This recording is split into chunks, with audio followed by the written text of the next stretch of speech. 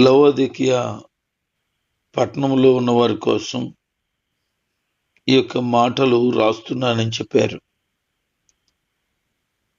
వారికి దూరంగా ఉండి నా ముఖం వారు చూడకపోయినా నేను వారి గురించి ఒక తీవ్రమైనటువంటి పోరాటం, అది విశ్వాస సంబంధమైన పోరాటం కలిగి ఉన్నానని మాట్లాడుతూ ఉన్నాడు. 1వ అధ్యాయం 29వ వచనంలో ఆయన మాట్లాడుతూ,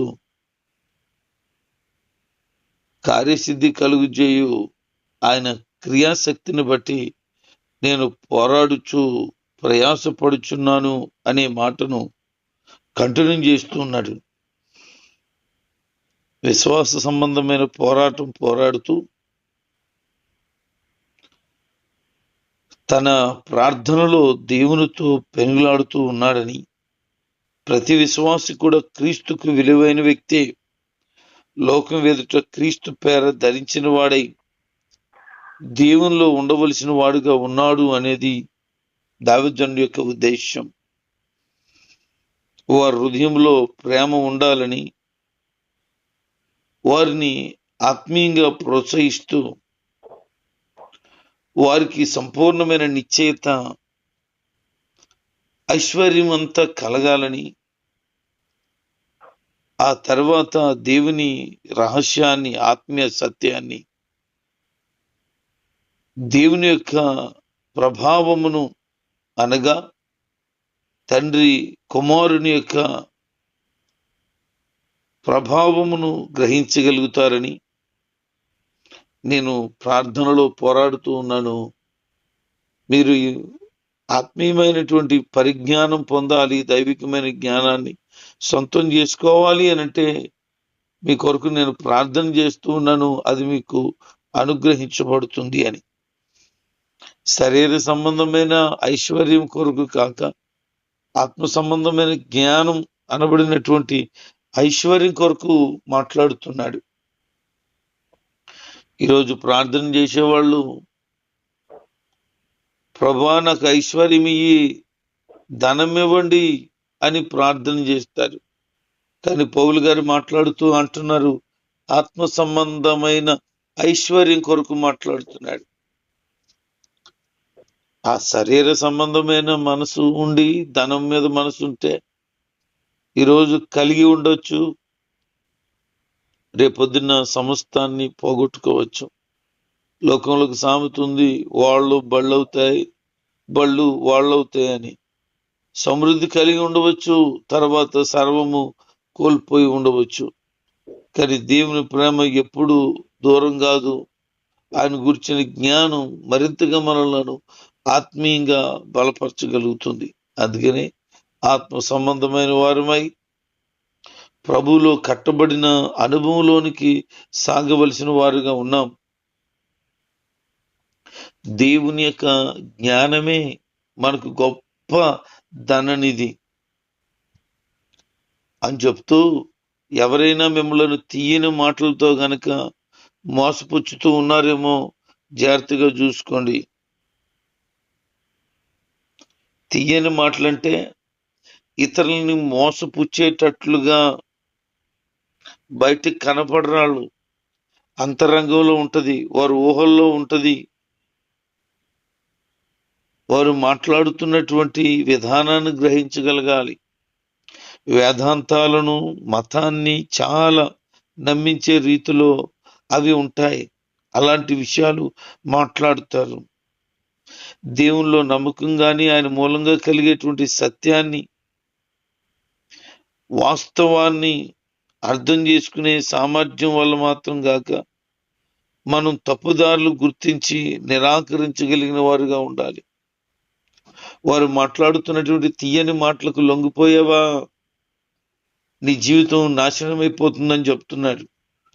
ఎందుకనంటే వారు ఏం చేస్తున్నారు, శరీర సంబంధమైన విషయాలు ప్రాముఖ్యమని భావించి వారు మాట్లాడుతుంటారు. ఒక పెద్ద ఆయన అంటాడు, మనం శరీరంతో చేసిన పాపానికి శిక్ష ఉండదు, ఎందుకంటే అది మట్టి కదా, మట్టి అయిపోతుంది. కనుక శరీరంతో ఏ పాపమైనా చేయొచ్చు అంటాడు. ఆయన 3 పెళ్లిళ్ళు చేసుకున్నాడు కనుక ఆయన చెప్పే మాట సోది మాటే. ఇంకా అంటాడు, నాలో శరీర సంబంధమైన కోరుకుంది, అది నేను తీర్చగలను. కాబట్టి నేను ఎంతమందితో ఉన్నా అది శరీరానికి తృప్తినిస్తుంది తప్ప అది ఆత్మకు కాదు అంటాడు. శరీరంతో చేసిన క్రియలకు ఆత్మకు కల్మసం అంటుకుంటుందని. మరి ఆ మాత్రపు చిన్న మాటను కూడా గ్రహించలేని అజ్ఞాని, కానీ నేను జ్ఞానిని అని పిలువబడతాడు. అతను అజ్ఞాని. దేవుని వాక్యానికి విరుద్ధమైనటువంటి పనులు చేస్తున్నారు. మాటలు మాట్లాడతారు, ప్రసంగాలు చేస్తారు, బయటికి బిల్డప్ గా కనపడతారు. కానీ శరీర సంబంధమైన విషయాలను జయించలేక వాక్యాన్ని వక్రీకరిస్తున్నారు. ఇలాంటి శరీర క్రియలలో నడుచుకుంటూ మేము గొప్ప వీరులమనే కబుర్లు చెప్తారు. అందుకే దేవుడు అభివృద్ధి పొందుతూ ఆయన ఉపదేశాన్ని వింటూ సుస్థిరమైనటువంటి హృదయంతో దేవునికి కృతజ్ఞతలు చెప్తూ ప్రభువులో ఎప్పుడు ఉప్పొంగుతూ ఉండండి అంటున్నాడు ఆయన. శరీర సంబంధమైన వాటి కొరకు ఉప్పొంగుతూ ఉంటారు కదా, అలా గదట విశ్వాస విషయంలో ఆత్మీయ జీవితాలను సుస్థిరపరిచిన ప్రభుకి కృతజ్ఞతలు చెప్తూ ఆత్మలో ఉప్పొంగుతూ ఉండాలి అంటున్నాడు. ఎవడు ఒట్టి మోసం ద్వారా తత్వశాస్త్రంతో మిమ్మల్ని దోచుకోకుండా చూసుకోండి.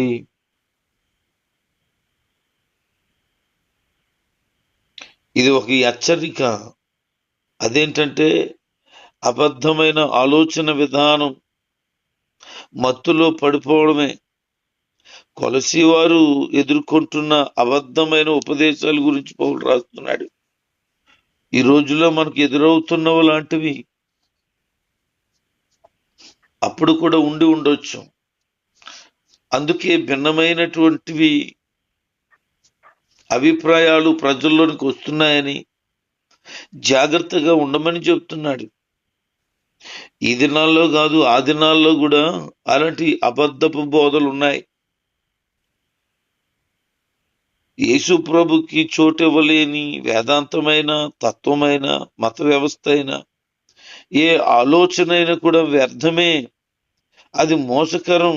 వేదాంతం లేని తత్వం అంటే మనుషులు జ్ఞానంగా ఎంచేది, తర్కం ద్వారా, హేతుబద్ధకమైనటువంటి చర్యల ద్వారా సత్యమేంటో, వాస్తవికత తత్వమేమిటో తెలుసుకోవడానికి చేసే ప్రయత్నం. క్రీస్తు సత్యం, ఆధ్యాత్మికమైన జ్ఞానమంతా ఆయనలో ఉంది. తత్వశాస్త్రం గాని, వేదాంతం గాని ఉపయోగించే విధానాలను మనుషులు క్రీస్తు దగ్గరికి ఎన్నడూ నడిపించమని గుర్తించాలి. ఈ లోక తత్వజ్ఞానం ఏమి నేర్పిస్తుంది? హేతుబద్ధమైనటువంటి మాటలు మాట్లాడుతుంటే అవి దేవునికి దగ్గర ఎలా చేర్చగలుగుతున్నాయి? ఇంకా వేదాంతపరమైన విషయాలకు వెళ్ళిపోతే, చదవక ముందు కాకరగా అన్నాడట, చదివిన తర్వాత కేకరగా అన్నాడట. అలా ఉంటున్నారు ఈ రోజున. ఆత్మ సంబంధమైన ఎదుగుదల కాకుండా భౌతికమైన ఎదుగుదల, మాకు జ్ఞానం ఉందలే అనే ఆలోచన. ఒక అతను బీటీహెచ్ చేశాడు. చేసిన తర్వాత మళ్ళీ ఇంకో ఏదో ట్రైనింగ్కి వెళ్ళాడు. వెళ్ళి వచ్చాక ఇలాగ అంటున్నాడు, ప్రార్థన ప్రార్థన ప్రార్థన అని మొకాళ్ళ మీద ఉండి ప్రార్థన చేసేసేసి ఏమీ గడపవసరం పని లేదు, విశ్వాసంతో జరిగిపోతుందంటే చాలు, దేవుడి కార్యాలు జరిగించేస్తాడంతే, మన మాట అంటే చాలు, ప్రార్థన చేయవలసిన పని లేదని చెప్పాడు. బీటీహెచ్ చేసిన తర్వాత మరొక ట్రైనింగ్ వెళ్ళిన తర్వాత అతను నేర్చుకున్నది ఏంటంటే ప్రార్థన చేయవసరం లేదు, విశ్వాసంతో పలికితే చాలు అని. మరి పాపం యేసు ప్రభు వారికి తెలియదేమో అది.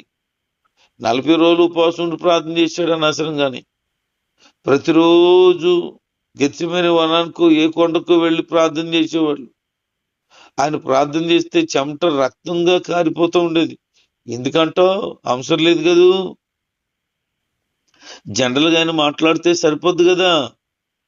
మళ్ళీ దానికి ఆయన మోకాళ్ళు వేయడం, ప్రార్థన చేయడం, తండ్రి అని వేడుకోవడం అవసరమేముంది? ఆయన మాట్లాడితే సరిపోతుంది కదా.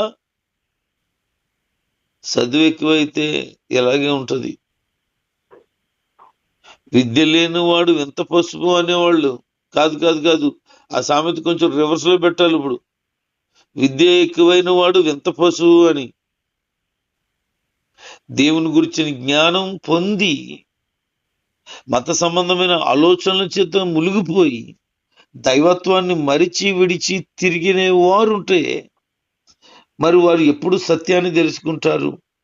క్రీస్తుకు దగ్గరగా ఎప్పుడు మార్చబడతారు? వాళ్ళు సొంత సిద్ధాంతాలు, సొంత పద్ధతులు అనుసరిస్తున్నారు కానీ క్రీస్తు యొక్క ఆజ్ఞ ప్రకారంగా బ్రతికేవారు ఎవరు?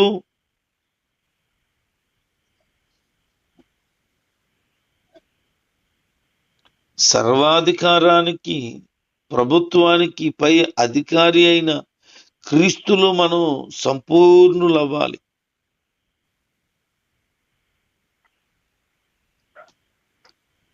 క్రీస్తులోనైతే దేవుని సర్వ సంపూర్ణత శరీర రూపంలో నివసిస్తూ ఉందట. ఇప్పుడు దేవుని యొక్క ఉనికిని మనం చాటేటట్లుగా, ఆయన మనలో ఉన్నాడని ప్రజలు గ్రహించేటట్లుగా ఆత్మ సంబంధమైన మనోనేత్రములు తెరవబడాలి. మరి నువ్వు ఎలా ఉన్నావు? శరీర సంబంధమైన వాటి మీద మనసు పెట్టి బ్రతుకుతున్నావు. స్వలాభాపేక్షను కలిగి ఉన్నావు. పైగా వారు ఇలా మాట్లాడుతున్నారు, సున్నతి అవసరమని. ఆత్మ సంబంధంగా ఎప్పుడైతే నువ్వు రక్షించబడ్డావో అది క్రీస్తుని బట్టి ఆత్మ సంబంధమైన సున్నతి జరిగింది. మరలా శరీర సంబంధమైన వాటి మీద మనసు పెడుతున్నారు వీళ్ళు. మనం బాప్తిస్మంలోనే ఆయనతో పాతి పెట్టబడ్డాం, ఆయనతో పాటు చనిపోయిన వారుగా ఉన్నాం, ఆయనతో పాటు పునరుద్ధానుడిగా తిరిగి లేచాం. ఆయన బలం, ఆయన ప్రభావం మీద నమ్మకం పెట్టడం ద్వారా ఆయనతో కూడా మనం సజీవంగా లేపబడ్డాం. మరి క్రీస్తు మన కొరకు చేసిన త్యాగం మనకి ఆత్మ సంబంధమైన పునరుద్ధానంగా మార్చబడింది. దేవునిలో మనం ఆత్మీయంగా కట్టబడుతూ దేవుని కొరకు నమ్మకమైన జీవితాలు జీవిస్తూ ఆయనలో స్థిరమైనటువంటి వారముగా బ్రతకాలి. మనల్ని ఆయన బ్రతికించిన విధానం ఏంటి అని అంటే, క్రీస్తులో మనం బ్రతికి ఉన్నాం. మనం బ్రతికించింది ఆయనే, ఆయనలోనే మనం స్థిరమైన వారుగా ఉన్నాం. మన జీవితంలో ప్రతికూలతలు కలుగుతున్నప్పుడు, విరుద్ధమైన నిర్ణయాలు ఇవన్నీ ఏం చేస్తున్నాయంటే దేవునికి బహుదూరం చేస్తున్నాయి. అందుకే ప్రభు వాక్యం ఏం చెప్తుందంటే, అలాంటి విషయాలను, అలాంటి నిర్ణయాలతో కూడుకున్న చట్టాలను ఆయన పూర్తిగా సిలువ వేసి మేకులకు కొట్టేసేసి అతిక్రమ క్రియలన్నిటినీ క్షమించాడు అని. మన పాప దోష శిక్ష యేసు క్రీస్తు మీద మోపబడి ఉంది. యేసు క్రీస్తు ప్రభువారు దోష శిక్షను భరించి నిత్యత్వానికి మనల్ని వారసులుగా సంసిద్ధపరుస్తున్నారు. ఎవరైతే క్రీస్తు శిలువ వేయబడిన విధానాన్ని బట్టి అది అంగీకరిస్తారో వారి జీవితంలో దేవుడు తన ప్రభావమును, తన మహిమను వెల్లడి చేస్తాడు. అందుకనే అన్నపానాల విషయంలో కానీ, పండుగల విషయంలో కానీ, అమావాస్య విషయాల్లో కానీ, విశ్రాంతి దినాల గురించి కానీ మీరు జాగ్రత్తగా ఉండండి. ఎవరు మీకు తీర్పు తీర్చనీకండి. ఇలాగూ తీయని మాటలు మాట్లాడి కొలసి క్రైస్తవులను మోసగించడానికి ప్రయత్నిస్తున్న అబద్ధ బోధకుల విధానాలని కొన్నిటిని పౌలు మాట్లాడుతున్నాడు. పండుగల గురించి మాట్లాడతారట, అంటే యూదులు ఆచరిస్తున్నటువంటి పండుగలు ఉన్నాయి. అవి ప్రత్యేక దినాలు, సమయాలు. విశ్వాసులు ఇప్పుడు వాటికి సంబంధించిన వాటిని పాటించాలని విశ్రాంతి దినం గురించి నొక్కి ఒక్కానించి చెబుతూ ధర్మశాస్త్ర సంబంధమైన వాటినే అనుసరించాలని చెప్తున్న వాళ్ళు ఉన్నారు.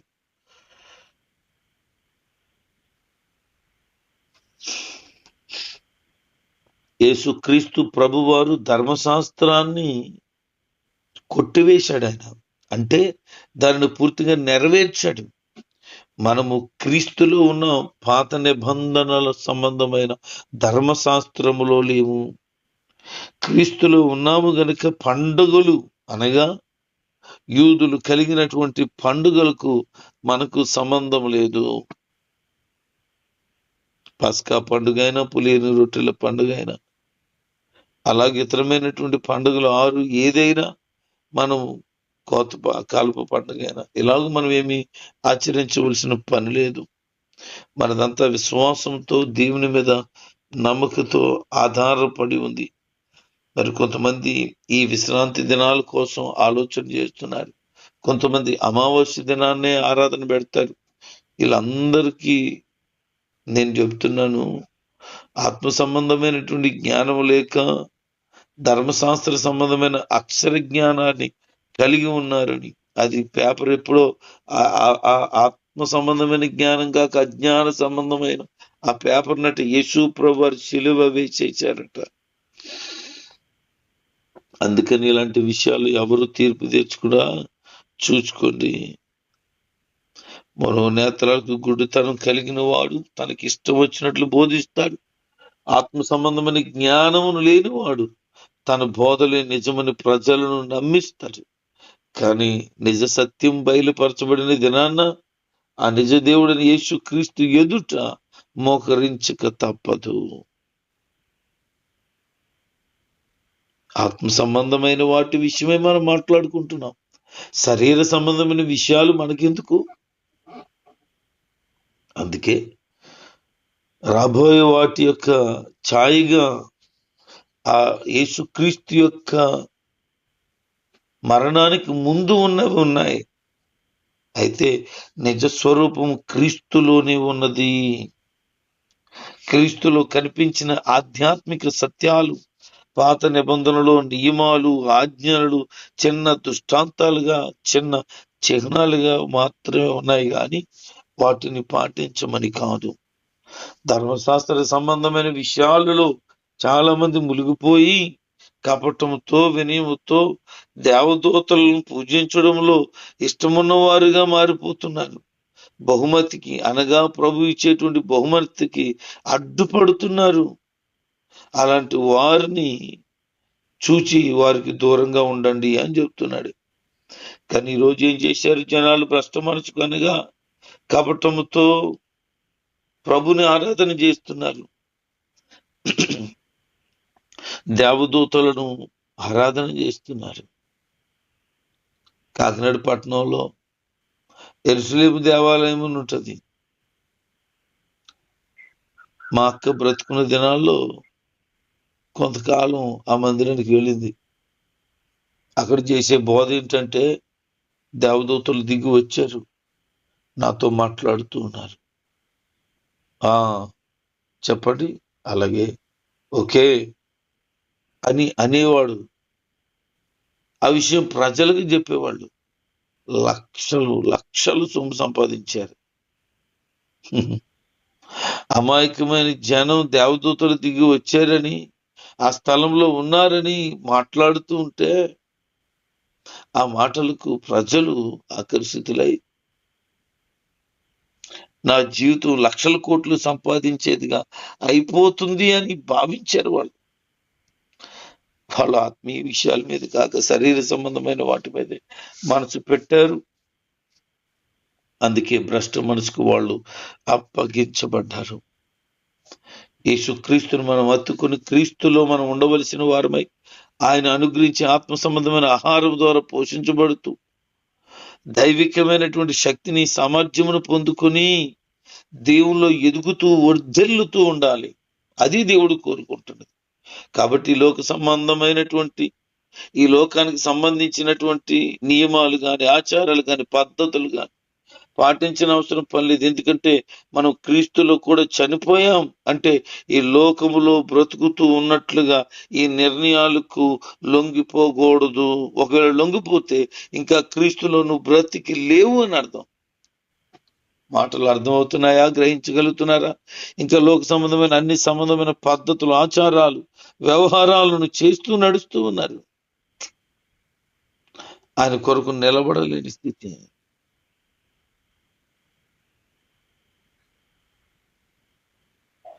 మనం ఆత్మ సంబంధమైన వాటి మీదే మనసు పెట్టాలి కానీ శరీర సంబంధమైన వాటి మీద మనసు పెట్టకూడదు. దేవుని ఉద్దేశం, దేవుని నిర్ణయాలు మనము కట్టబడి ప్రభు రాకడలకు ఎత్తబడే వారిగా ఉండాలి తప్ప ఇష్టమైన ఆరాధన కాక దేవునికి ఇష్టమైన ఆరాధన మనం కలిగి ఆత్మ సంబంధమైన జ్ఞానం పొందుకొని శరీర సంబంధమైన శరీర స్వభావానికి చెందిన కోరికలను బయట పెట్టి పక్కకు పెట్టి దేవునిలో ఉండాల్సిన వారుగా ఉన్నాం. అందుకే అలాంటి విషయాల్లో తీర్పు తీర్చడానికి ఎవ్వరికి అవకాశం ఇవ్వద్దు అని మనం ఆత్మీయంగా కట్టబడినప్పుడు ఆత్మీయ విషయాల మీదకి మనసు పెడతాం. అలాగే ఆత్మీయ విషయాల మీద మనసు పెట్టి ధర్మశాస్త్ర సంబంధమైన విషయాల కొరకు కాక ప్రభు అనుగ్రహించిన రక్షణ ఆనందపు విషయాల మీద మనసు పెట్టి ప్రభులో కట్టబడదాం, ప్రభులో ఎదుగుదాం.